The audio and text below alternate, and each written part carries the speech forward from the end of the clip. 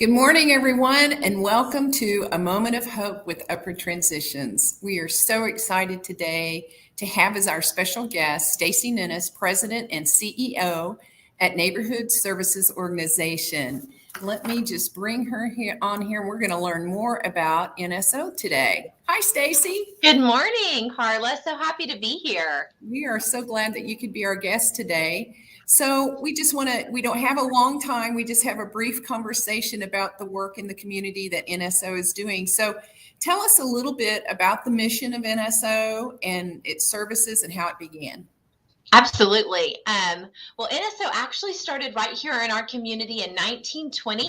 A group of Methodist women thought there was a wonderful need right here in the Riverside section of Oklahoma City. So we actually started as the Wesley House, and we evolved. And so we expanded our services in 1946 to the northeast quadrant of Oklahoma City and opened another community center called Bethlehem Center. But in 1969, the community was changing, things were really evolving. So we did a community needs assessment and found that we were going to go out into the neighborhood instead of the neighborhood come to us. And so in 1969, we became a nonprofit 501c3 organization and a United Way partner agency. And so a lot of people don't know that we started our first 30 years. We were kind of an incubation organization. So we organized and coordinated and administered numerous social service agencies, such as Positive Tomorrows, the Regional Food Bank, Mobile Meals, Latino Community Development Agency, and Oklahoma City Metro Alliance. So and then here we are today, transforming lives and encouraging independence through safe homes, dental care, and nutrition. That's wonderful. And one of the great things about Oklahoma City, and you're celebrating 100 years, is that right? Correct. Okay, so you've been in the community working for 100 years, and one of the wonderful things about Oklahoma City is the fact that we collaborate. Our nonprofit community collaborates together. We know that one agency can't provide all those services, so we stay with our wheelhouse of services and strengths and let each other do what we do best. And so we appreciate everything that NSO is doing in the community, and we love collaborating with your organization. So tell us exactly who are your clients and how many do you serve in your programs each year? Well, like you said, Carla, we celebrated 100 years in our community, and what a celebration that was. But we did that kind of in true COVID style. We kind of went through all kinds of pandemics when we started in 1920. So I feel like we kind of just went back to our roots, and we served a record number of folks in 2021. Over 180,000 people came to NSO seeking services. Of course, that's a duplicated number, but again, definitely people that were able to come through our doors and we were able to serve them. We have such a wide variety of services here at NSO. So the people that we serve come from all over. We have dental patients. We offer women, infants, and children's clinic. And so during COVID, we offered we did virtual services to 50 of our 77 counties. We were doing 7,000 virtual appointments a month. We became a divergent clinic during COVID. I'm sure you might not know this, but every 15 seconds in 2020, someone was entering the emergency room for a dental-related emergency. And so NSO wanted to divert those folks because we were trying to get people well and get them not see a dental emergency where nothing could be done really in an emergency room. So we were doing divergent care, and during COVID, we were able to go from a 4-day-a-week clinic to a full-time clinic. So really during COVID, we were able to not only serve people, but we were also able to I feel like expand our services, figure out ways to do that more effectively, more efficiently. One thing that people need to know about NSO is that we're open 365 days a year, 366 on a leap year, 24 hours a day, 7 days a week. So we couldn't close during this time. So we just wanted to continue to do what we do and serve people. So that's kind of where we were. We are so grateful for that too, because, the COVID pandemic did cause a lot of shift, and it did help us really to innovate and to become something more than what we were, and innovate our services and how we reached out to people. And thank you for stepping up to the plate during that time and for our community. We know that that was really important. So collaboration. So besides Upward Transitions, what are some of the other community agencies you work with in the process of serving your clients? Well, Carla, I think the question is, who do we not work with? It's kind of like just what you said, our community, like you said earlier, the Oklahoma Standard. And, we know that NSO can't be everything to our clients. Our clients have such a need to, do their continuum of care. So obviously we partner with so many of our fabulous nonprofit friends like Remerge and North Care, Palomar, Food Bank, Homeless Alliance, CSU, Pivot, Positive Tomorrow, City Care, Goodwill, City Rescue Mission, Variety Care, Infant Crisis Center, Legal Aid. I'm telling you, the list goes on. And of course, we're a United Way partner agency, so we get the benefit of all of the partner agencies in our network as well. So I think we really just look to our partner agencies to help fill our gaps for our residents.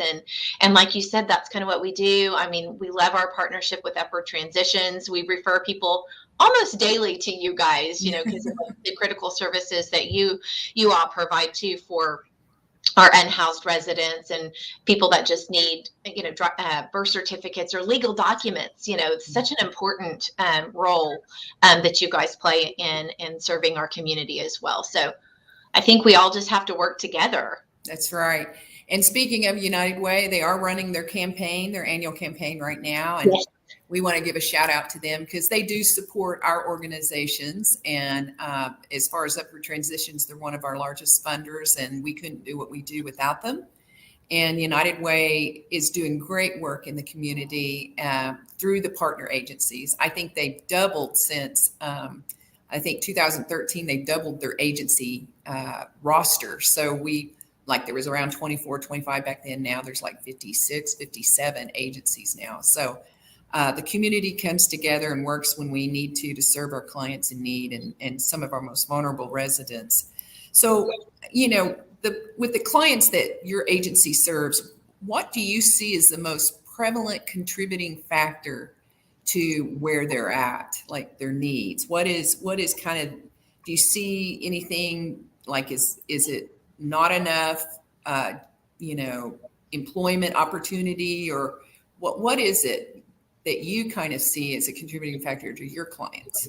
Well, when you sent the question, didn't even have to think about it. Of course, it was lack of affordable housing. We provide a transitional living component. So we are finding through our data that people are staying longer because they can't find, alternate housing that's affordable. They can't find alternate housing, that's, available. So huge area where we're seeing a need for. Of course, we're also seeing a need for better integrated care. The people that we serve really have complex needs and are often engaged with multiple service providers, and trying to figure out a way to better, serve that, or identify those service providers. And so an integrated care network could be really impactful for our residents and the people that we serve. So that was one thing I also thought about. And of course, this is like the thing that we all talk about is transportation. Huge barrier for people that are unhoused, that are trying to get employment, that are trying to get housing. Transportation is trying to get to the doctors, that's another issue. So I always talk about transportation, that's I think a huge barrier that our participants, our clients deal with every day. Yeah, we encounter that as well with our clients, getting from point A to point B, whether it's to a doctor's appointment or a job interview. We do try to assist on transportation when we're working with a client, because the case management process is what works. And right. This is what works for our collaboration, is that we get these vulnerable residents into case management, and then we can refer them back to other ones, back and forth to other agencies. Refer to us to get their ID, then we refer back to you, and then you refer maybe to Mental Health Association of Oklahoma, And then, so there is this wraparound services that occurs based on the fact that they're in the case management process and we are able to refer to one another. So, just in closing, do you have a story or a client story or something you'd like to share about someone that's Absolutely. I actually received this letter. I started my week off with this letter last week. We have a resident that lives with us at Paladuro, which is it's a permanent supportive housing for individuals who are unhoused and have a diagnosed mental illness. So he is a writer, and sometimes I get blessed to start my week with some of his writings. So I wanted to share this one that he just wrote. He said, "The letters NSO remind me of 3 letters that describe my life with Neighborhood Services Organization. The N for need, the S is for security, and the O is for offer. I had a need for structure, stability, and housing way back in 2006. That's where I found the former pastor of Skyline Urban Ministries, which is another partner agency of ours, who got me in direct contact with the office manager at Paladuro. I was living in an unsecure environment at the time, poor housing quality, and I had a need. NSO accepted me into the safe environment of Paladuro with access to free dental care, food resources, a client advocate, and the bond of other residents. I finally had security. Safe housing in a safe neighborhood surrounded by other safe residents, this of which I had a need for. This brings me to what I can offer the community today. As a result of my need and security, I can now advocate for PTSD survivors.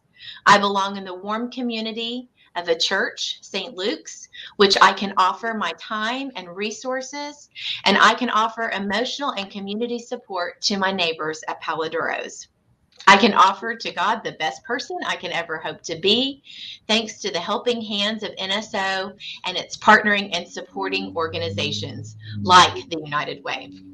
I am ever so thankful for NSO. Thank you to NSO for 15 years of support and continued commitment. You are a blessing." So I think Tim's, letter just basically resounds the collaboration, all of the agencies coming together to make this a success. So I just thought that was an incredible story. That is a very moving letter. It gives you chills just I hearing know, it because, I could see why you would want to that would just make your week getting something that from one of the clients. And, that's what makes the work rewarding that we do. I mean, nonprofit work can be challenging and depending also upon the population that you work with. But the reward is when you see lives changed, and we know that NSO is that you guys are changing lives every day, and we're happy to be a part of that collaboration with you on that. And so, well, our time is up today, and we are so excited that you were able to join us today, Stacey, and share more information about NSO and what you do in our community. And we just know that this great work wouldn't continue without you being available to help those who are our most vulnerable citizens. So thank you for everything you do. How can people find out about NSO or reach out to you if they have? Yes, if you know of someone that needs our services or you need our services, please visit our website at nsokc.org. Has all of our contact information on there. So we hope that you'll reach out and learn more. For sure. All right. Well, thank you to our friends at Upward Transitions too. You guys are amazing and doing great things. Appreciate you. We're excited about being a part of the bigger picture. So thank you again for being with us, Stacey. We're going to tell everyone we'll see you later and talk to you next week. Thanks again for joining us. Bye. Bye-bye.